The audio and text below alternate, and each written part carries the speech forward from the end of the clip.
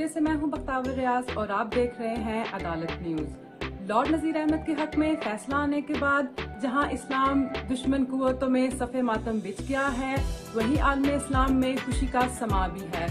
आइए देखते हैं लॉर्ड नजीर अहमद की खुशी में फ्रांस, ग्रीस, ऑस्ट्रिया और स्वीडन से आने वाले पैगामात को। जी, मैं हूँ अब्दुल कदीर, सदर Pakistan festival committee France.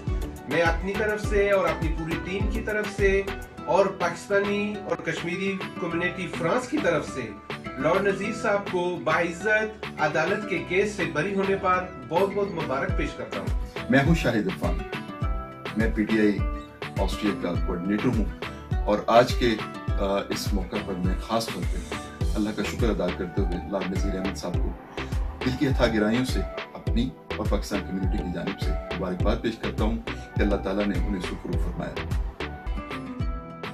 International Kashmir peace forum France की तरफ से लॉर्ड नजीर अहमद साहब को अदालत की तरफ से बरीयत पर मुबारकबाद पेश करते हैं और ये यकीन करते हैं कि अल्लाह ताला ने उन्हें सही मानों में बाइज्जत तरीके से अदालत से बरी किया। जी, मेरा नाम मलक खुशहाल अवान है। मैं सदर हूँ international Kashmir peace forum Sweden का। मैं अपनी जानब से और स्वीडन में बसने वाले पाकिस्तानी और कश्मीरी कम्युनिटी की जानब से लॉर्ड नजीर अहमद साहब को बरतानिया की अदालत से बाकायदा बरी होने पर उनको मुबारकबाद पेश करते हैं।